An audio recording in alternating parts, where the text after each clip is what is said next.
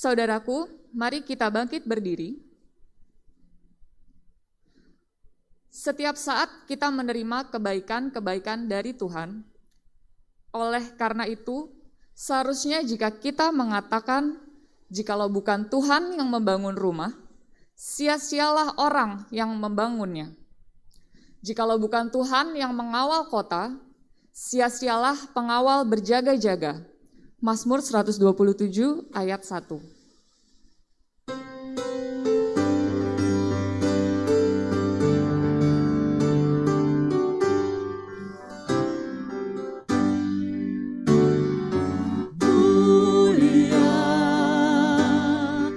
Mulia namanya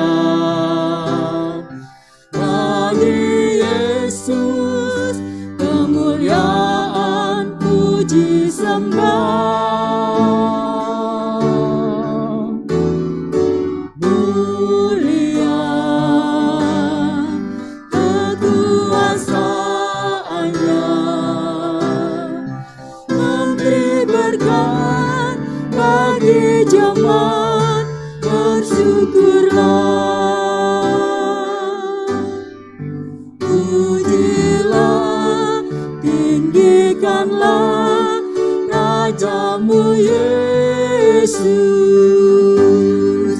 Dialah selamanya Sang Raja benar.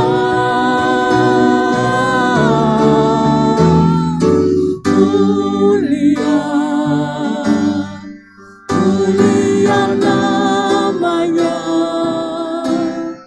Sang Penebus, Maha Kudus, Maha Besar.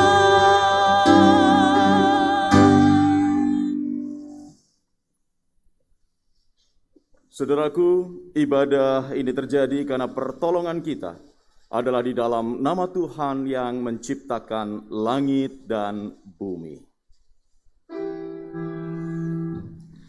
Amin, amin, amin.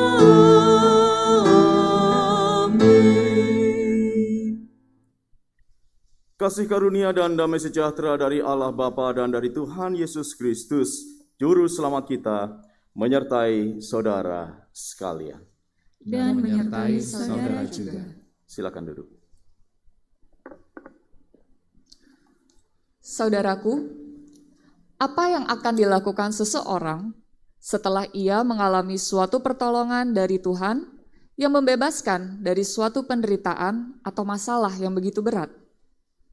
Responnya dapat bermacam-macam, seperti muncul perasaan bersyukur, sukacita, lega, bahagia, dan terbuka harapan serta masa depan yang baru.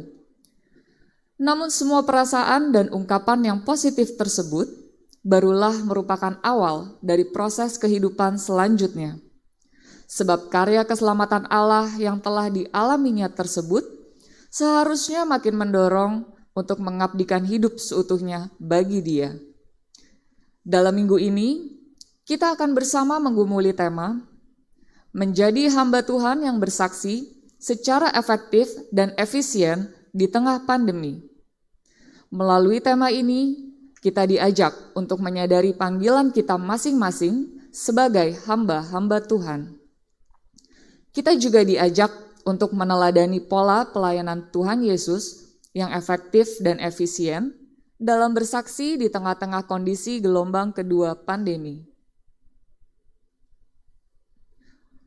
Mari kita mengakui dosa-dosa kita. Ya Tuhan, sebagai murid-murid Tuhan Yesus, kami seringkali lalai untuk mewujud nyatakan iman di dalam perbuatan kita sehari-hari, sehingga orang lain tidak melihat Engkau di dalam diri kami. Kami telah menjadi batu sandungan karena keegoisan diri kami. Kami juga tidak bersedia untuk memperhatikan dan melayani sesama kami. Bahkan seringkali kami justru membuang waktu untuk hal-hal yang mendukakan Tuhan. Inilah kami ya Tuhan, Pulihkanlah kami, sehingga kami dapat senantiasa menyandarkan kehidupan kami kepadamu, serta sedia bersaksi untuk kemuliaan nama-Mu. Di dalam nama Tuhan Yesus, kami berdoa. Amin.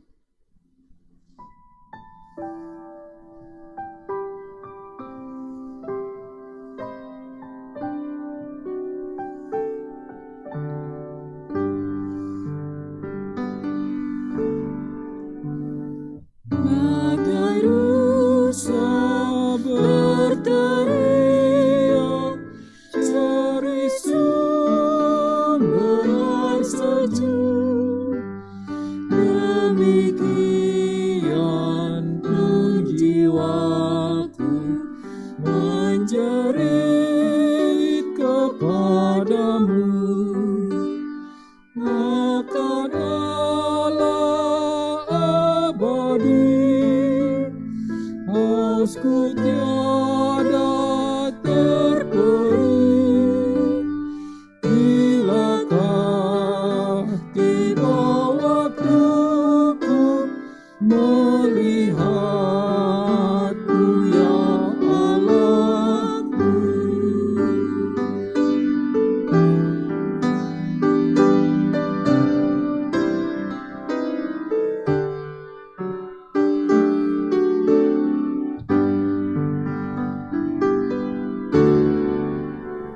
Siang malam air mataku adalah makananku, karena orang menghujatku, hai di mana Allahmu, dan teringat katamu dengan girang dan senang. Aku pimpinkan mereka masuk ke rumah Allahnya.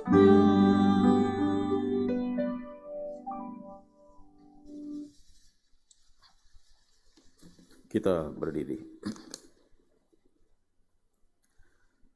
Saudaraku, bagi setiap kita yang dengan kesungguhan hati mengakui dosa-dosanya, maka Allah yang setia dan adil akan mengampuni kita.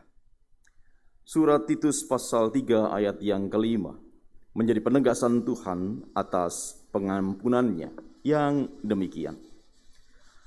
Pada waktu itu, Dia telah menyelamatkan kita bukan karena perbuatan baik yang telah kita lakukan, tetapi karena rahmat-Nya oleh pemandian kelahiran kembali dan oleh pembaruan yang dikerjakan oleh Roh Kudus. Demikianlah berita anugerah dari Tuhan. Syukur kepada Allah.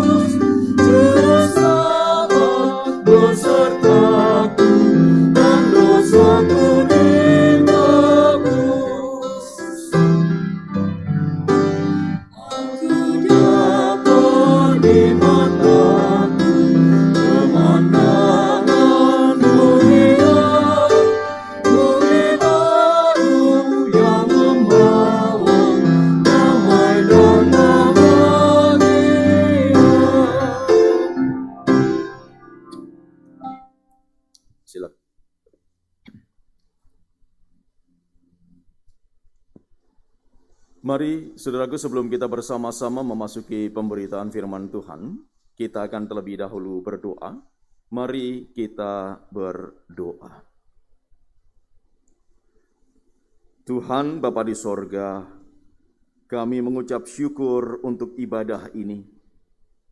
Sekarang tiba saatnya bagi kami untuk mendengarkan sebagian firman-Mu.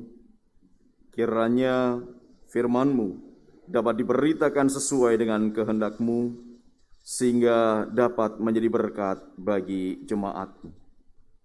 Dengan pertolongan Roh Kudus, mampukan kami untuk menjadi pendengar dan pelaku firman-Mu. Terima kasih ya Bapa. Kami sambut firman-Mu di dalam nama Tuhan Yesus Kristus. Amin.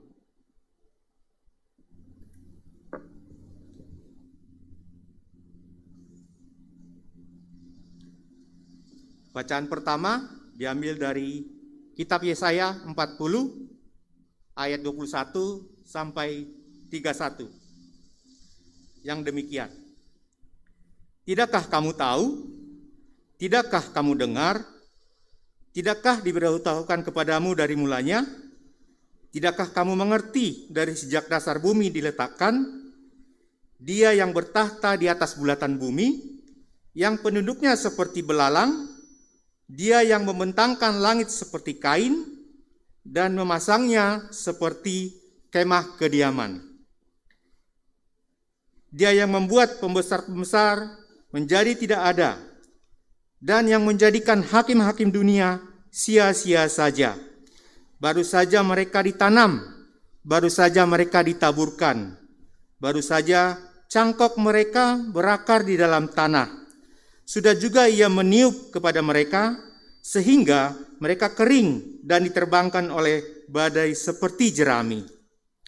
Dengan siapa hendak kamu samakan aku? Seakan-akan aku seperti Dia, firman yang Maha Kudus. Arahkanlah matamu ke langit, dan lihatlah siapa yang menciptakan semua bintang itu, dan menyuruh segenap tentara mereka keluar, sambil memanggil nama mereka sekaliannya. Satu pun tiada yang tak hadir, oleh sebab Ia Maha Kuasa dan Maha Kuat. Mengapakah engkau berkata demikian, hai Yakub, dan berkata begini, hai Israel? Hidupku tersembunyi dari Tuhan, dan hakku tidak diperhatikan Allahku. Tidakkah kau tahu, dan tidakkah kau dengar? Tuhan ialah Allah kekal, yang menciptakan bumi dari ujung ke ujung. Ia tidak menjadi lelah dan tidak menjadi lesu, tidak terduga pengertiannya. Dia memberi kekuatan kepada yang lelah dan menambah semangat kepada yang tiada berdaya. Orang-orang muda menjadi lelah dan lesu, dan teruna-teruna jatuh tersandung. Tetapi orang-orang yang menanti-nantikan Tuhan mendapat kekuatan baru.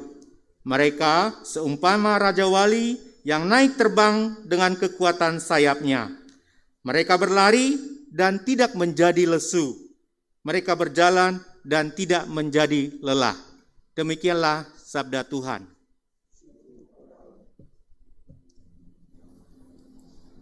Marilah kita menanggapi bacaan yang pertama tadi dengan secara berbalasan. Kita membaca Mazmur pasal 147 ayat 1 sampai 11, kemudian dilanjutkan ayat yang ke-20. Mazmur 147 ayat 1 sampai 11 dan ayat 20. Haleluya. Sungguh bermazmur bagi Allah kita itu baik, bahkan indah, dan layaklah memuji-muji itu. Tuhan membangun Yerusalem. Ia mengumpulkan orang-orang Israel yang tercerai-berai.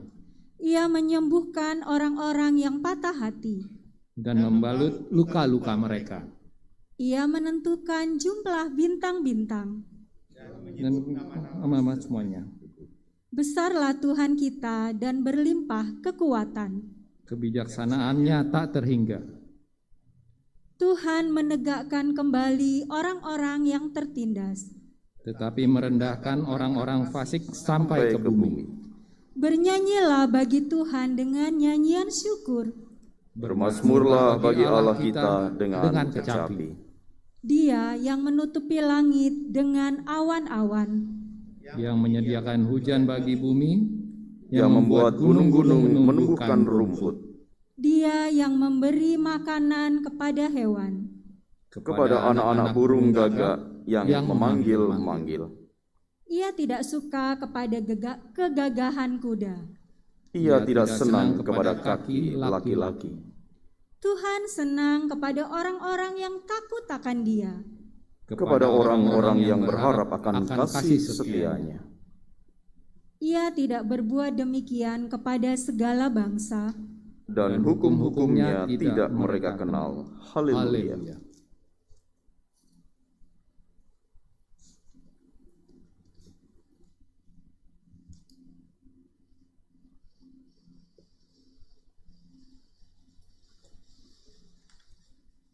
Bacaan kedua 1 Korintus 9 ayat 16 sampai dengan 23.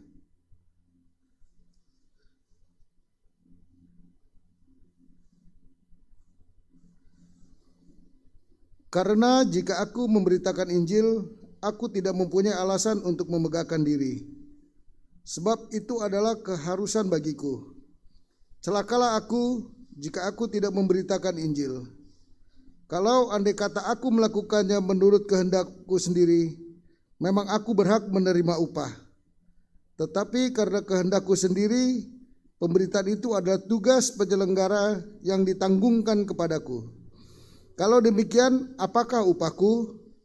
Upahku ialah ini, bahwa aku boleh memberitakan Injil tanpa upah, dan bahwa aku tidak mempergunakan hakku sebagai pemberita Injil.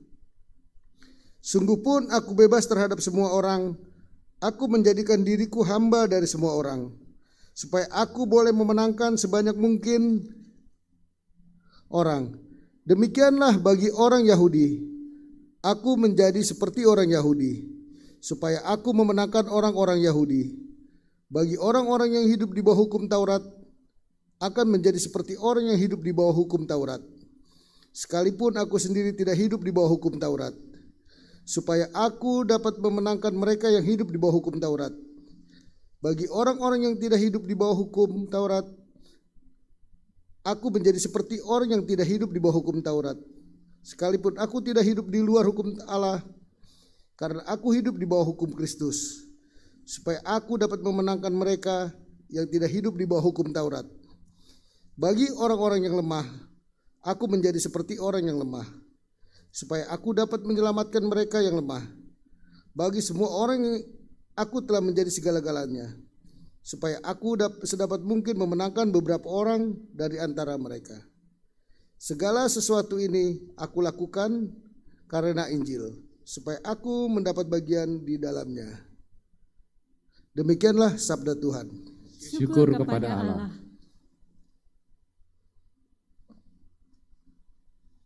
Dan Injil, saudaraku, melalui kitab Injil Tuhan Yesus Kristus menurut Markus pasal yang pertama,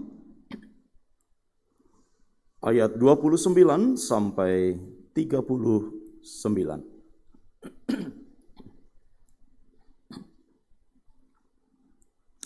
Yang demikian. Sekeluarnya dari rumah ibadat itu, Yesus dengan Yakobus dan Yohanes pergi ke rumah Simon dan Andreas. Ibu mertua Simon terbaring karena sakit demam. Mereka segera memberitahukan keadaannya kepada Yesus. Ia pergi ke tempat perempuan itu dan sambil memegang tangannya, ia membangunkan dia, lalu lenyaplah demamnya. Kemudian perempuan itu melayani mereka. Menjelang malam, sesudah matahari terbenam, dibawalah kepada Yesus semua orang yang menderita sakit dan yang kerasukan setan. Maka berkerumunlah seluruh penduduk kota itu di depan pintu. Ia menyembuhkan banyak orang yang menderita bermacam-macam penyakit dan mengusir banyak setan. Ia tidak memperbolehkan setan-setan itu berbicara, sebab mereka mengenal Dia. Pagi-pagi benar, waktu hari masih gelap, ia bangun dan pergi keluar. Ia pergi ke tempat yang sunyi dan berdoa di sana. Tetapi Simon dan kawan-kawannya menyusul dia. Waktu menemukan dia, mereka berkata, "Semua orang mencari Engkau." Jawabnya, "Marilah kita pergi ke tempat lain, ke kota-kota yang berdekatan, supaya di sana juga aku memberitakan Injil, karena untuk itu aku telah datang." Lalu pergilah ia ke seluruh Galilea dan memberitakan Injil dalam rumah-rumah ibadat mereka dan mengusir setan-setan. Demikianlah Injil Tuhan Yesus Kristus. Berbahagialah mereka yang mendengarkan firman Tuhan dan memeliharanya di dalam kehidupannya hari lepas hari. Haleluya.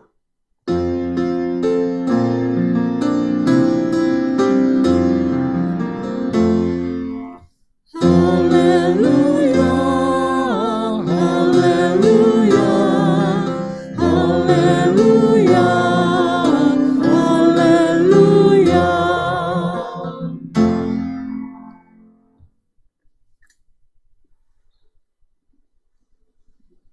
Selamat hari Minggu, saudaraku. Shalom Aleichem. Apa kabarnya? Wah, tentunya saya berharap saudara semua ada dalam keadaan yang sangat baik karena berkat dan anugerah Tuhan. Terlebih kalau pada hari ini kita bersama-sama sebagai bagian dari GKI Kuitang, kita juga akan merayakan perjamuan kudus. Tentunya sukacita kita boleh menjadi bertambah. Terlebih di tengah-tengah situasi pandemi yang juga belum usai ini. Kiranya perjamuan kudus akan semakin memberikan semangat kepada kita, memberikan kesegaran kepada iman kita, supaya kita berani menatap ke depan dan melanjutkan langkah kehidupan kita. Bersama-sama pagi hari ini, saudaraku, kita akan bergumul dalam sebuah terang tema menjadi hamba Tuhan yang bersaksi secara efektif dan efisien. Khususnya di tengah-tengah konteks pandemi gelombang yang kedua ini.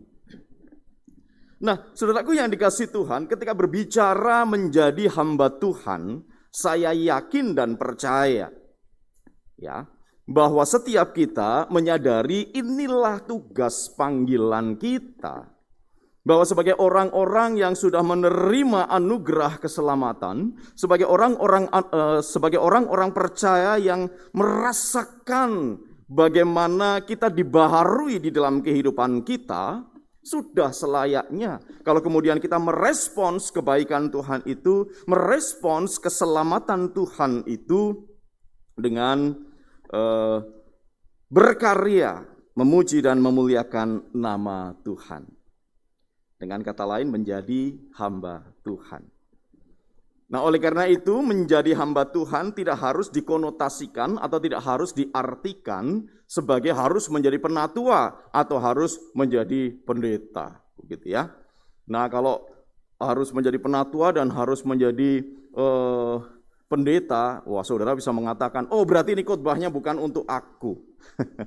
Berarti khotbahnya bukan untuk saya, itu hanya untuk para pendeta dan penatua atau setidaknya ya pengurus komisi. Tidak, saudaraku. Anda dan saya adalah hamba-hamba Tuhan. Karena kita merespons kebaikan dan keselamatan yang Tuhan sudah limpahkan kepada kita. Hanya persoalannya, apakah ketika kita kemudian merespons kebaikan Tuhan kita itu melalui karya yang kita berikan itu, kita melakukannya itu dengan semaunya sendiri, ya. Orang Inggris bilang sakarepe dhewe, begitu ya. Atau dengan memakai sebuah strategi, ya, dengan memakai sebuah pertimbangan, pemikiran, rencana, sehingga pelayanan kita ini boleh menjadi sebuah pelayanan yang betul menyentuh kena sasaran, Tetapi dalam waktu yang tidak terlalu lama, dengan effort yang tidak terlalu besar, dengan usaha yang tidak terlalu besar, bisa mencapai tujuan. Nah, makanya disebut sebagai efektif dan efisien. Ya. Secara sederhananya kalau bicara soal efektif, yaitu melakukan sesuatu, mencapai tujuan dengan cara yang paling baik, kira-kira begitu ya. Supaya tujuan itu bisa tercapai. Kalau efisien, usahanya kecil, ya, tetapi hasilnya banyak, kira-kira gitu. Nah, oleh karena itu, saudaraku, pada saat ini kita boleh belajar dari bacaan firman Tuhan. Bagaimana menjadi hamba Tuhan yang bersaksi secara efektif dan efisien. Ya. Saudaraku yang dikasihi oleh Tuhan Yesus Kristus, dalam bacaan kedua, kita membaca tadi bagaimana Paulus merespons apa yang sudah dirasakannya atau keselamatan yang sudah diterimanya dengan upaya dia untuk memberitakan Injil. Bahkan ini sebuah tugas yang dia terima, sebuah tugas yang harus diembannya dalam pengakuannya demikian, saudaraku. Dan kalaupun aku memberitakan Injil, demikian kata Paulus, aku tidak mempunyai alasan untuk memegahkan diri, sebab ini adalah keharusan bagiku. Nah, dari apa yang disampaikan oleh Paulus ini jelas sekali. Kalau aku memberitakan Injil, tidak ada alasan bagiku untuk memegahkan diri. Artinya, Kristuslah yang ada di depan, Tuhanlah yang ada di depan. Dan kalaupun dia memberitakan Injil, ya ini sebuah keharusan, ini tugas, ini panggilan, ini tanggung jawab yang harus dikerjakan sebagai seseorang yang sudah menerima keselamatan dari Tuhan. Namun yang menjadi menarik kemudian dia mengatakan begini, kalau aku memberitakan kepada orang Yahudi, maka aku menjadi seperti orang Yahudi. Ya. Mungkin kita bertanya, saudaraku, loh Paulus kan memang orang Yahudi. Betul, Paulus memang orang Yahudi, saudaraku. Tetapi apa yang dimaksudkan oleh Paulus ini jelas.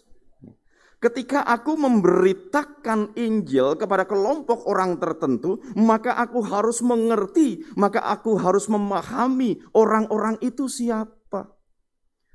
Sehingga ketika aku harus berbicara kepada mereka, maka apa yang aku katakan, apa yang aku sampaikan itu dapat ditangkap oleh mereka, dapat dimengerti oleh mereka.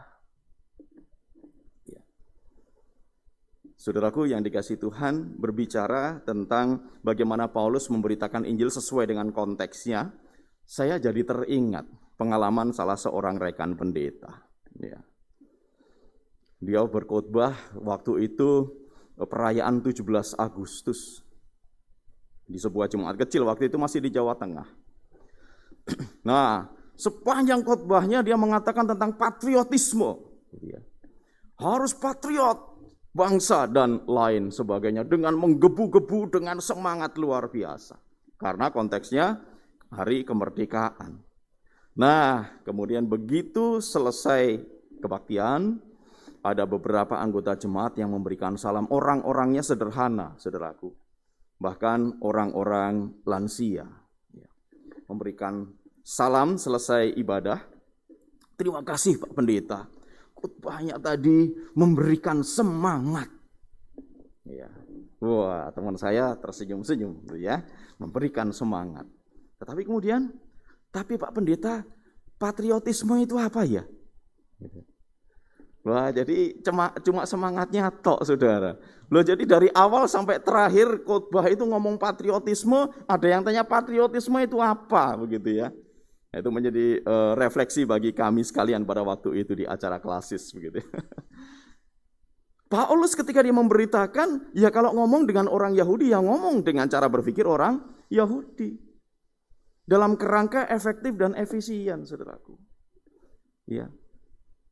Kalau saya harus berbicara dengan anak-anak, maka saya harus menyampaikan Injil, saya harus menyampaikan pemberitaan firman itu sesuai dengan karakter anak-anak.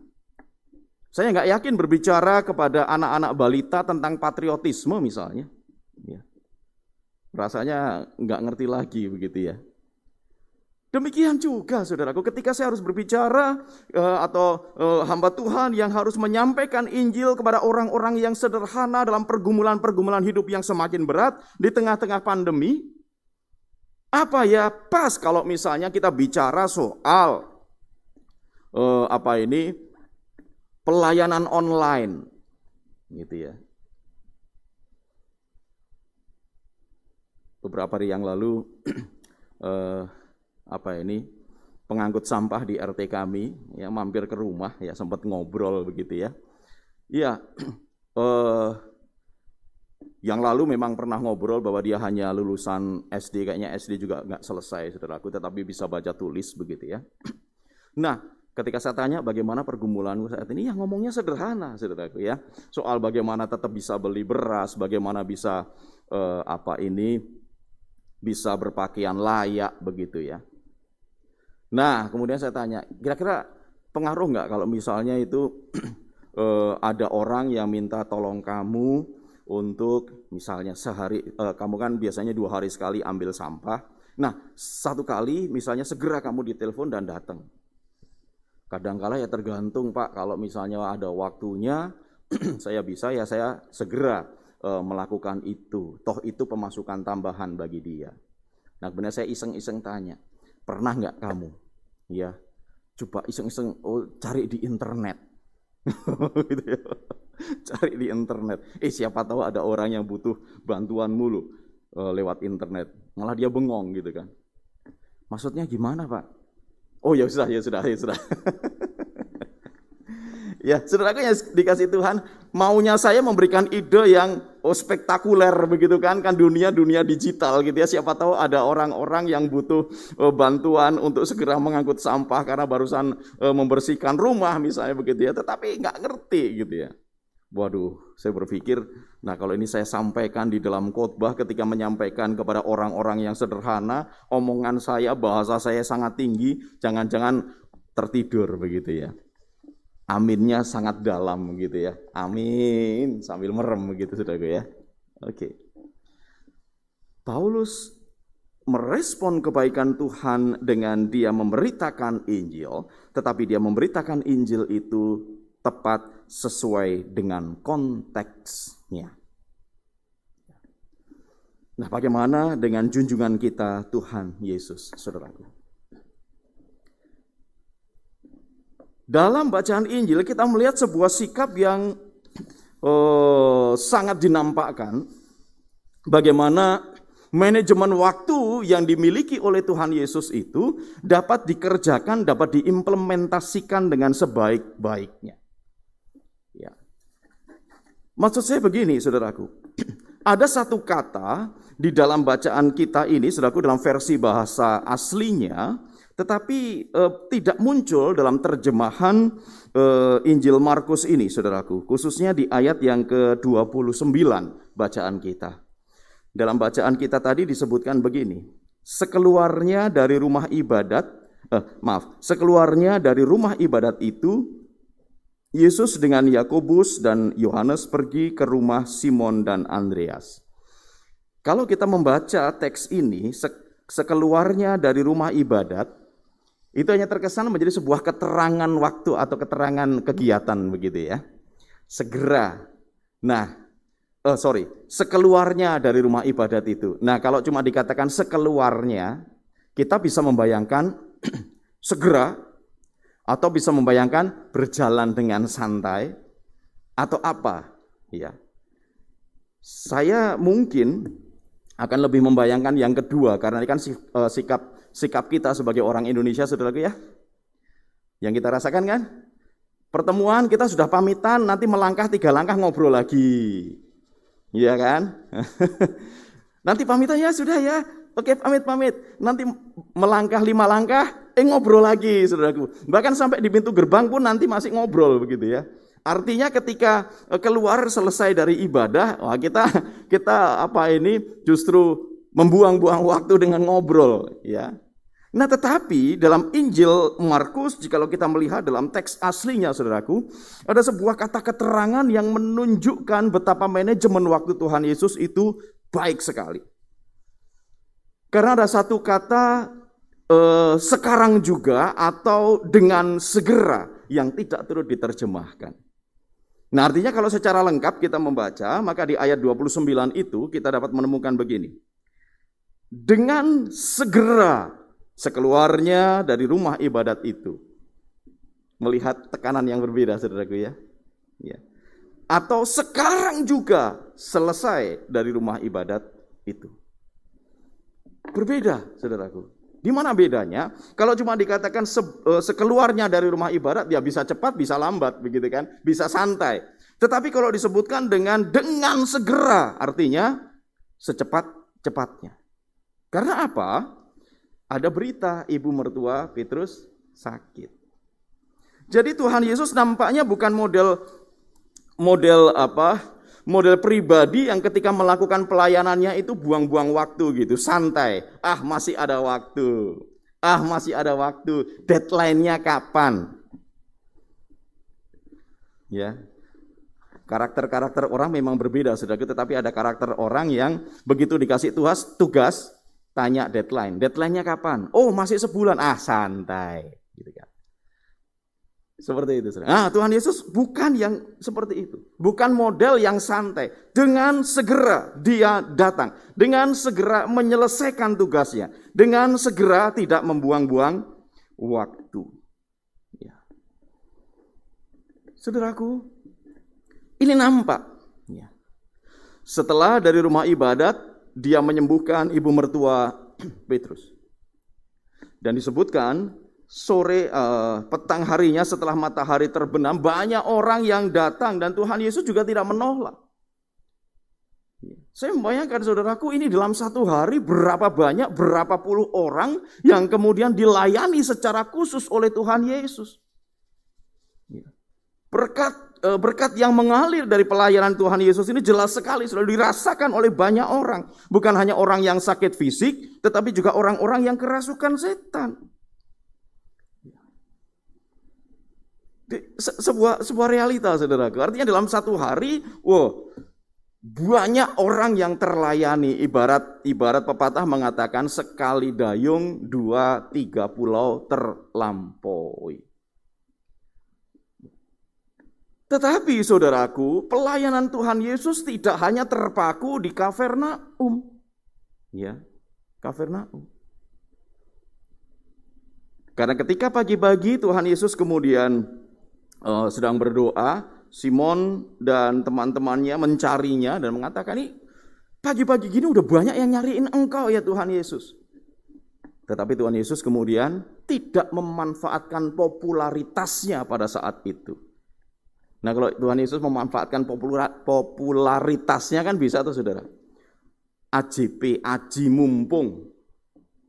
Ya, aji mumpung begitu ya. Banyak orang yang cari, "Ayo."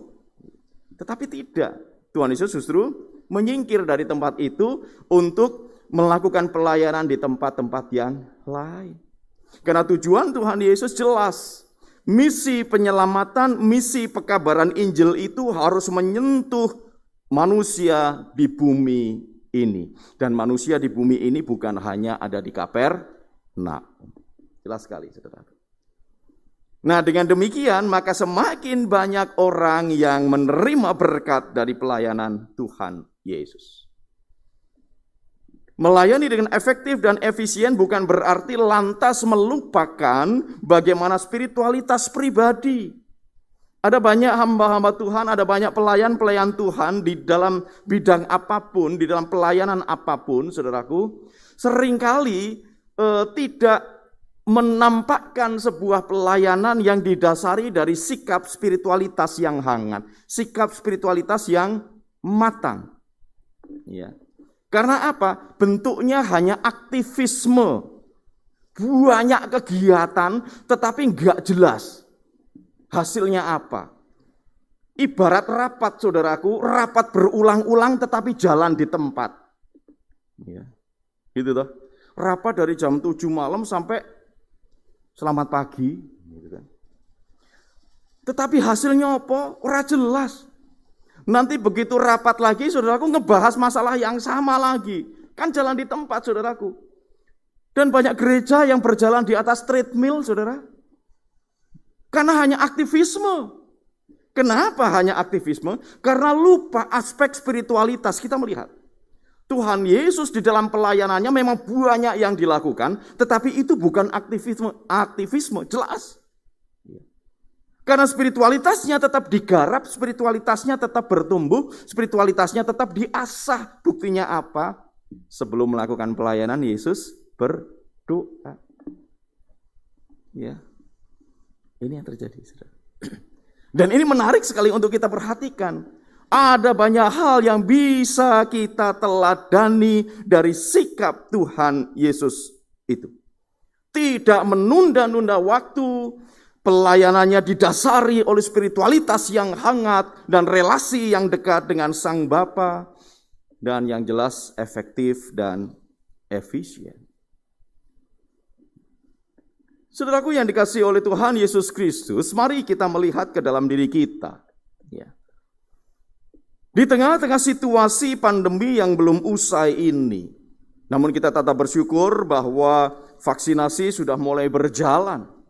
Dan sudah ada beberapa rekan anggota jemaat yang memberikan kabar kepada saya, Pak Pendeta, mohon didoakan, besok saya akan mendapat giliran untuk vaksinasi.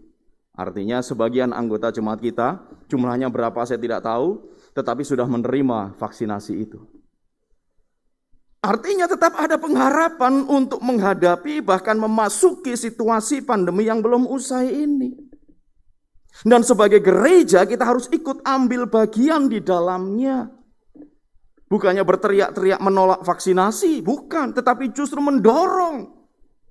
Setidaknya dengan sikap itu jelas. Meskipun mungkin sepertinya sederhana, tetapi menurut saya ini adalah upaya kita yang nyata untuk mensupport, ya, mendukung usaha pemerintah memerangi pandemi ini, saudaraku. Tetapi meskipun demikian, jangan lupa protokol 5M. Ya, memakai masker harus tetap, mencuci tangan dengan sabun di air mengalir harus tetap, menjaga jarak aman, distancing harus juga tetap dilakukan. Mengurangi mobilitas, kalau nggak perlu amat nggak usah pergi, nggak usah kongko dulu, begitu ya. Ini saudaraku. Ya. Kemudian menjauhi kerumunan. Wah, orang-orang Indonesia itu kalau suruh ngumpul seneng, saudara. Nah ini ditahan dulu, tunggu dulu, sabar dulu. Rasanya saudaraku ketika kita berada di tengah-tengah situasi yang semacam ini, kita perlu ya berefleksi atau kita perlu juga menggarisbawahi apa yang disebutkan Tuhan melalui Yesaya di dalam kitab Yesaya tadi. Tuhan menantang umat ya yang seolah-olah mempertanyakan keberadaan dan mempertanyakan karya Tuhan. Kok sampai sejauh ini sepertinya kami ya tetap menderita, kira-kira begitu ya. Tetapi Tuhan menyebut dengan gamblang sekali saudaraku. Ya. Tidakkah kamu tahu, tidakkah kamu dengar, tidakkah diberitahukan kepadamu dari mulanya, tidakkah kamu mengerti dari sejak dasar bumi diletakkan. Seolah-olah menegur Israel begini saudaraku. Lah kamu ngapain aja gitu kan. Kamu gak ngerasain berkat-berkat Tuhan, kamu gak ngerasain pemeliharaan Tuhan, kamu tidak merasakan bagaimana Tuhan menuntun kamu sampai sejauh ini, kira-kira itu saudara. Makanya coba lihat, pandang ke langit. Ya. Pandang ke langit. Selama bintang-bintang itu masih ada kan kira-kira begitu saudaraku ya. Arahkanlah matamu ke langit dan lihatlah siapa yang menciptakan semua bintang itu dan menyuruh segenap tentara mereka keluar sambil memanggil-manggil nama mereka sekaliannya. Ketika kamu berada di tengah-tengah situasi yang sumpek, di tengah-tengah situasi yang menekan dan seolah-olah hampir kehilangan pengharapan, pandang ke langit. Sepanjang langit itu masih ada bintang, sepanjang langit masih kita lihat terang. Artinya Allah hadir, Allah ada, Allah beserta. Susah, ya. Bisnis sulit, yes. Karena itu realita kita. Begitu ya. Tetapi saudaraku, apakah Tuhan kemudian tidak hadir? Oh tidak. Tuhan senantiasa hadir, saudaraku. Niks Fujisik. Ya. Jadi belibet ini mulut gitu kan. Dalam sebuah quote-nya mengatakan begini. Bukan karena kita tidak mengerti rencana Tuhan, itu artinya Tuhan tidak hadir. Ya. Kan kadang-kadang pertanyaan kita seperti itu ya. Rencanamu apa Tuhan sih? Kok aku mengalami semacam ini? Gitu ya. Tetapi Niks Fujisik mengingatkan, kalaupun kamu nggak ngerti rencana Tuhan, bukan berarti bahwa Tuhan itu jauh, bukan berarti bahwa Tuhan itu nggak ada. Dengan demikian, saudaraku, ketika kita mampu melihat sampai sejauh itu, bahwa ternyata di tengah-tengah kesulitan sekalipun, di tengah-tengah pandemi sekalipun ini Tuhan hadir dan menuntun, Tuhan memberkati kita, artinya tidak ada alasan bagi kita untuk tidak memberitakan kebaikan Tuhan. Tidak ada alasan bagi kita untuk menolak menjadi hamba Tuhan yang bersaksi. Tetapi sekali lagi, bersaksilah secara efektif dan efisien. Demikian juga kalau nanti kita akan merayakan perjamuan kudus bersama-sama, kiranya itu juga boleh menjadi cara kita untuk memelihara spiritualitas kita agar tetap membara dan tetap hangat. Sehingga ketika kita boleh melakukan pelayanan kita dimanapun saudara dan saya ditempatkan Tuhan, kita dapat melakukan pelayanan itu sebaik mungkin. Sehingga melalui pemikiran, tutur kata, dan sikap kehidupan, orang lain boleh melihat ada Kristus Yesus yang hidup di dalam kehidupan kita. Melalui pelayanan kita, kiranya orang juga boleh merasakan disitulah Kristus hadir dan menyapa mereka. Selamat berjuang, saudaraku. Tuhan Yesus memberkati. Amin. Saat teduh bagi kita.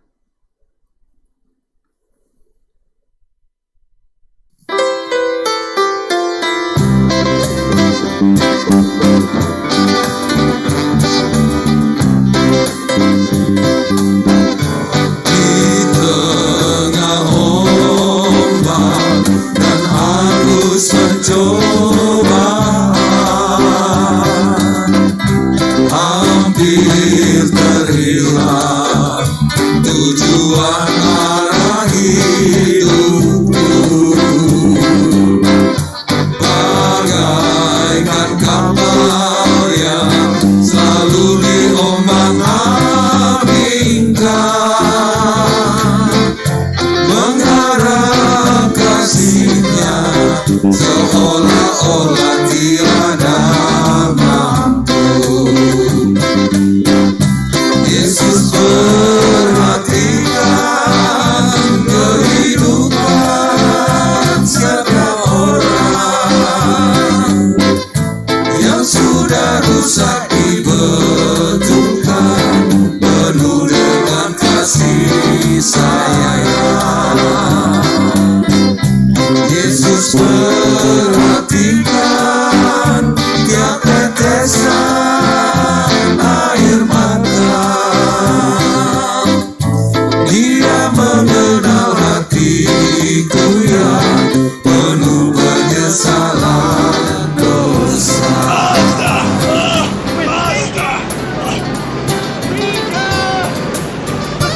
We are about to die. Waves are swamping his middle proud. Help us, Master.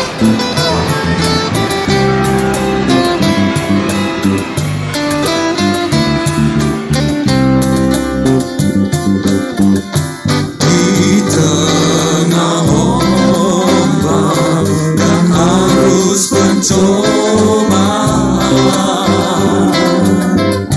hampir terhilang tujuan arah hidupku,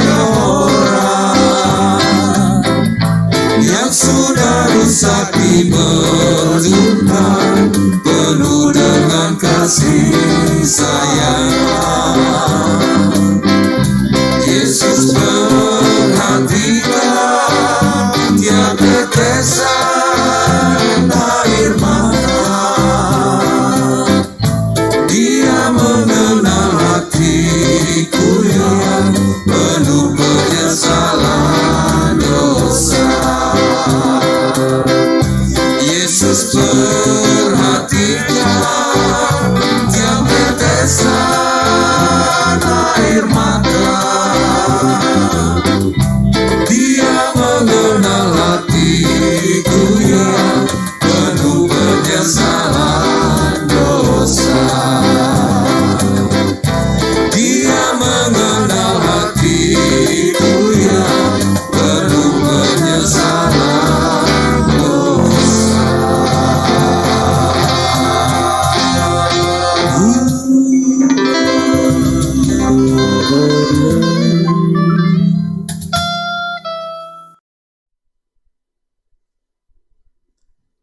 Saudaraku, dengan terus meyakini bahwa Tuhan Yesus telah melakukan karya bagi kemanusiaan di dunia ini, maka mari kita mengakui iman percaya kita melalui pengakuan iman rasuli. Kita mengucapkan, aku percaya kepada Allah, Bapa yang Maha Kuasa, Khalik langit dan bumi, dan kepada Yesus Kristus, anaknya yang tunggal Tuhan kita, yang dikandung dari Roh Kudus, lahir dari anak darah Maria, yang menderita sengsara di bawah pemerintahan Pontius Pilatus, disalibkan, mati dan dikuburkan, turun ke dalam kerajaan maut. Pada hari yang ketiga, bangkit pula dari antara orang mati, naik ke surga, duduk di sebelah kanan Allah, Bapa yang Maha Kuasa. Dan dari sana ia akan datang untuk menghakimi orang yang hidup dan mati. Aku percaya kepada Roh Kudus, gereja yang kudus dan am, persekutuan orang kudus, pengampunan dosa, kebangkitan orang mati, dan hidup yang kekal. Amin.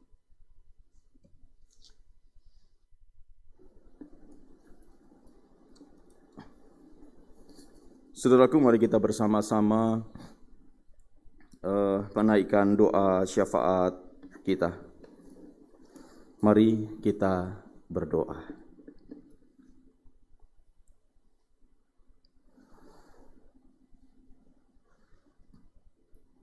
Ketika kami memperhatikan kembali, ya Tuhan, setiap pengalaman-pengalaman kehidupan kami, sungguh kami boleh dapat melihat dan merasakan betapa Tuhan hadir, Tuhan mendampingi dan menyertai kami. Hanya karena kedegilan kami sajalah yang seringkali kami tidak menganggap kehadiran Tuhan itu ada.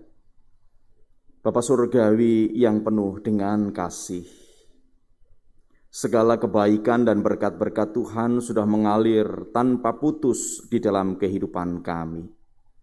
Bahkan kami masih bisa menarik nafas kami dengan bebas, itu pun karena wujud berkat anugerah-Mu.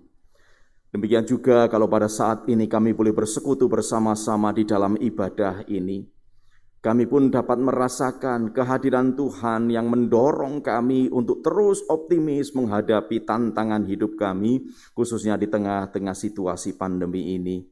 Karena kami tidak pernah berjalan sendiri, Engkau ada di depan kami untuk menuntun kami menuju ke air yang tenang dan rumput yang hijau. Oleh karena itu ya Bapa, kami terus belajar untuk peka merasakan kehadiran Tuhan, untuk peka mendengarkan suara Tuhan, dan untuk peka melihat jalan yang Engkau tunjukkan bagi kami. Pada saat ini Bapa, kami rindu berdoa bagi saudara-saudara kami yang saat ini sedang mengalami pergumulan di dalam kehidupannya. Baik karena terimbas situasi pandemi, ataupun juga karena pergumulan-pergumulan pribadinya di tengah-tengah keluarga, ataupun juga ya Tuhan persoalan pekerjaan, atau bahkan persoalan kesehatan secara fisik. Kami yakin bahwa Engkau tidak meninggalkan kami, tetapi Engkau senantiasa mendekap kami. Ketika kami merasa lelah, ketika kami merasa lemah, karena berbagai pergumulan ini, ya Tuhan, Engkau terus menuntun kami untuk kami bersemangat, menuntun kami untuk terus kami maju. Tantangan bukan untuk dihindari, tetapi tantangan harus ditaklukkan dengan pertolongan Tuhan. Khususnya bagi saudara-saudara kami yang mengalami sakit penyakit. Kami percaya bahwa saat ini Tuhan terus menambah-nambahkan kesabaran, ketabahan, sehingga saudara-saudara kami ini dapat melalui setiap proses yang harus dijalani demi kesempurnaan kesembuhan mereka masing-masing. Demikian juga Tuhan menjamah setiap obat-obatan dan perawatan yang diterima untuk juga menjadi perpanjangan tangan Tuhan bagi kesehatan saudara-saudara kami ini, bagi kesempurnaan kesembuhan saudara-saudara kami ini. Tentunya setiap para medis yang juga menjadi perpanjangan tangan Tuhan akan terus digenggam oleh Tuhan supaya dapat menolong saudara-saudara kami yang mengalami sakit penyakit ini ya Bapa. Dan di atas semuanya itu kami terus belajar bersandar atas kehendak Tuhan yang terbaik yang terjadi di dalam kehidupan kami. Kami terus merefleksikan ya Bapak kebaikan Tuhan itu di dalam apa yang boleh kami lakukan dan kerjakan dalam setiap tugas-tugas kami. Baik kami yang bekerja di rumah ataupun kami yang sudah mulai bekerja di tempat masing-masing secara on-site, ataupun kami yang masih saat ini berupaya untuk mendapatkan pekerjaan, kami tetap yakin bahwa Tuhan akan terus peliharakan kami seperti halnya Tuhan memelihara burung-burung pipit di udara. Seperti halnya Tuhan mendandani bunga bakung yang ada di padang. Tak perlu kami khawatir sebab apa yang kami butuhkan Tuhan sudah siapkan. Kami terus belajar ya Bapa, memahami apa yang menjadi rancangan Tuhan itu di dalam kehidupan kami.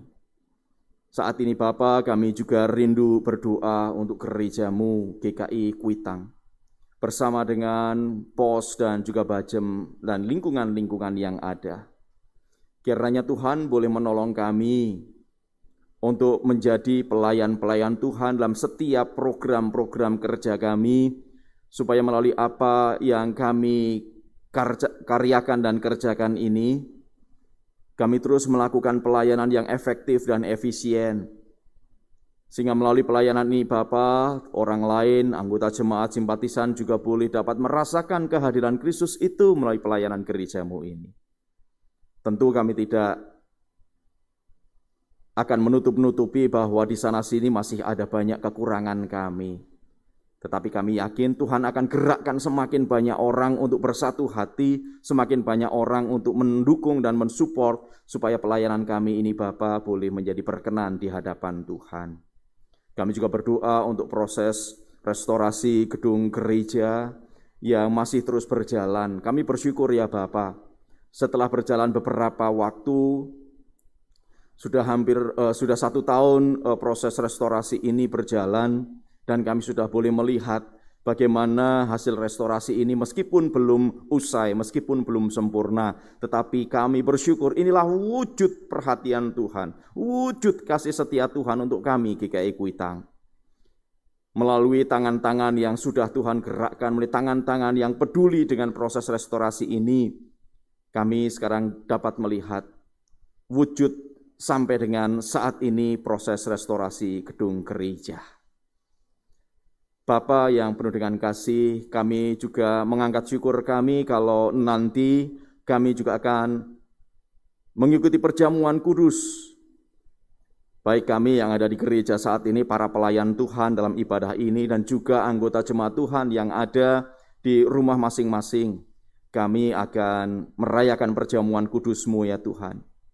Tolonglah kami, agar kami terus mampu mengangkat hati dan pikiran kami dan tidak terpaku kepada roti dan anggur yang akan kami makan ini, tetapi kami boleh melihat perjamuan kudus sebagai cara Tuhan untuk memelihara iman dan percaya kami agar terus berkobar, agar terus menjadi hangat di tengah-tengah tantangan kehidupan kami.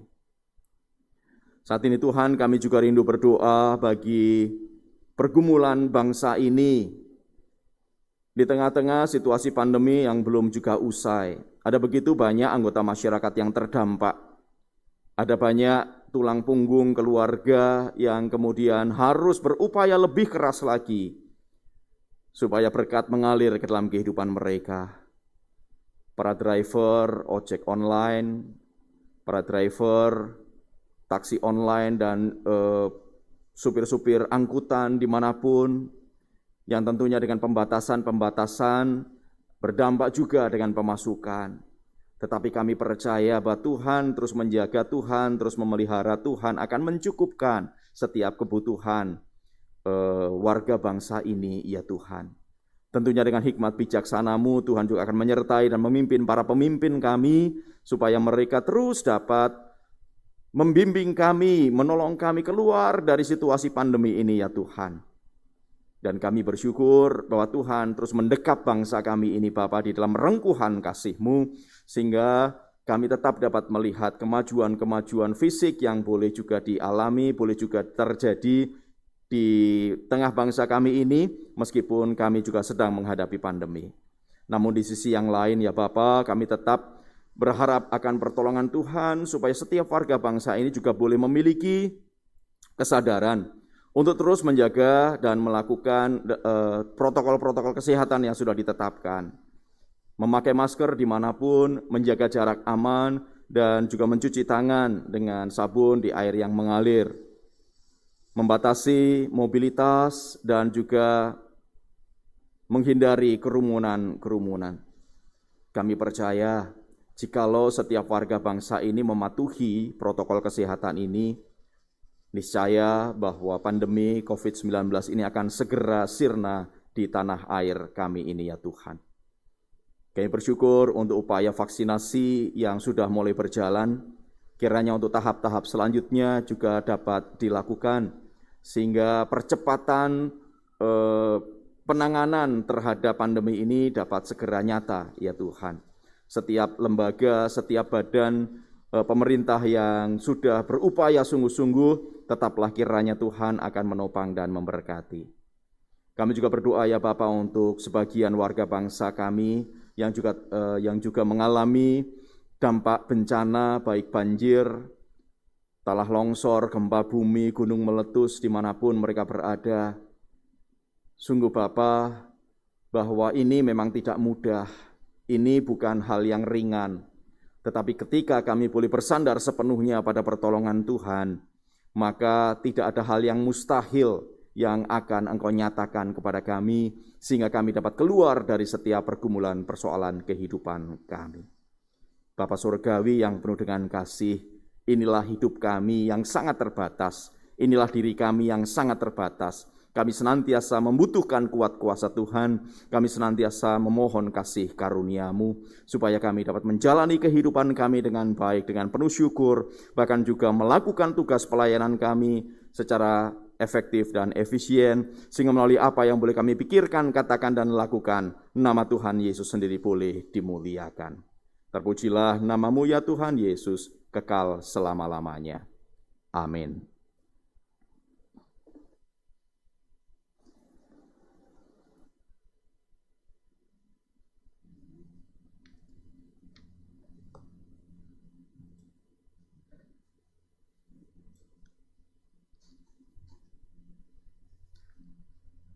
Saudara-saudariku yang terkasih dalam Yesus Kristus, marilah kita mempersembahkan syukur kita kepada Tuhan dengan mengingat apa yang disebutkan dalam 1 Tawarik 16 ayat 29, berilah kepada Tuhan kemuliaan namanya, bawalah persembahan dan masuklah menghadap Dia, sujudlah menyembah kepada Tuhan dengan berhiaskan kekudusan.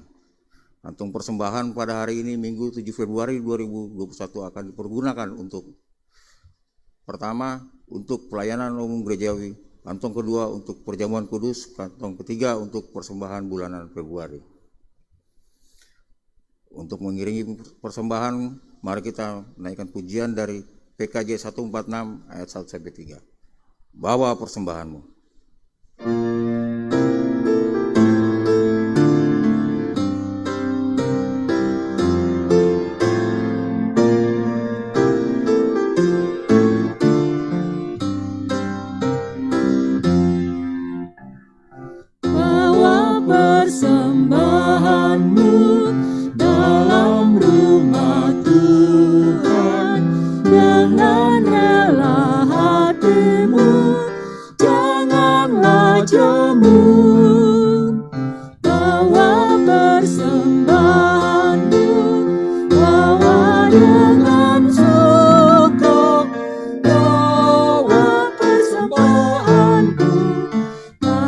Sukacita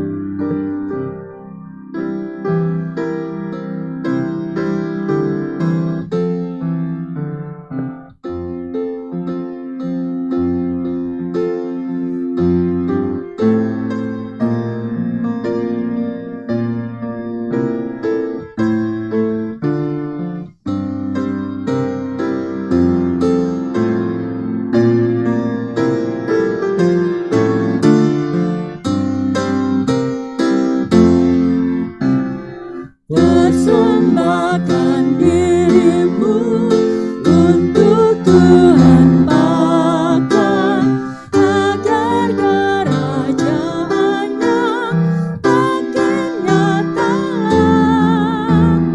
Damai dan sejahtera diberikan Tuhan, bawa persembahan tanda sukacitamu, bawa persembahan, ucaplah syukur.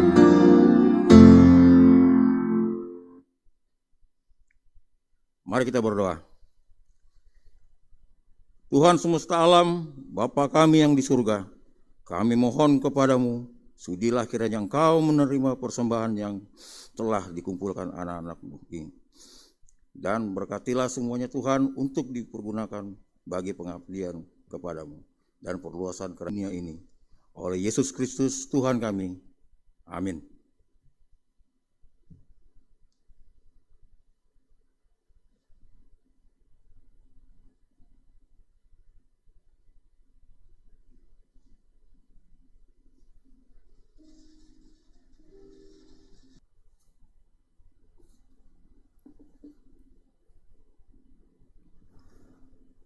Saudaraku, iman tanpa perbuatan pada hakikatnya adalah mati.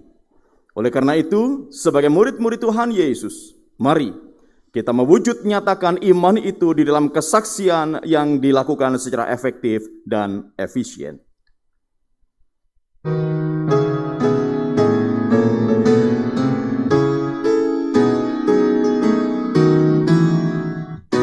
Kita harus membawa berita pada dunia dalam gelap tentang kebenaran dan kasih dan damai yang menetap,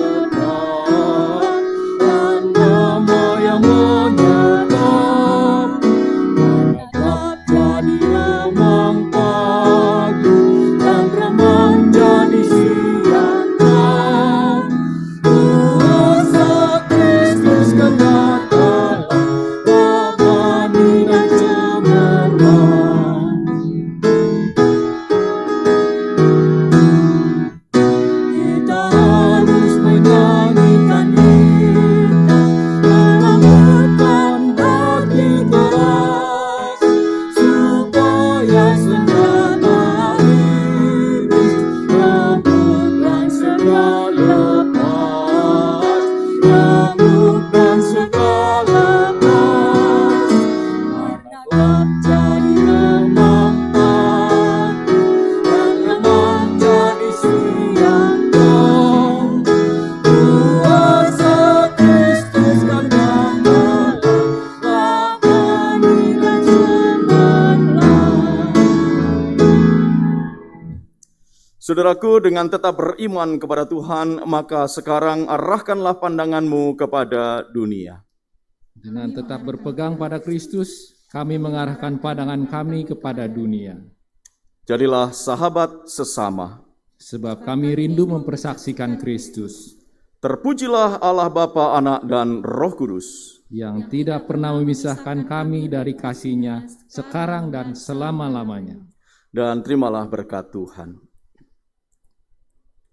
Semoga Allah, sumber pengharapan, penuhi dirimu dengan segala sukacita dan damai sejahtera dalam iman kamu, supaya oleh kekuatan Roh Kudus berlimpah-limpah dalam pengharapan.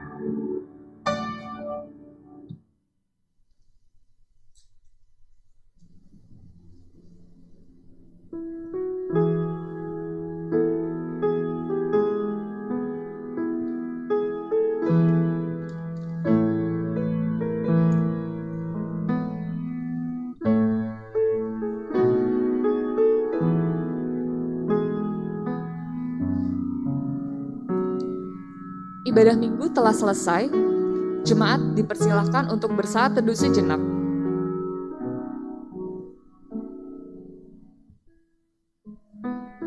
Mari kita melanjutkan aktivitas kita sambil mengingat untuk tetap menjalankan 5M. Mencuci tangan dengan sabun, menjaga jarak, memakai masker, menghindari kerumunan, dan mengurangi mobilitas. Selamat hari Minggu, Tuhan Yesus memberkati.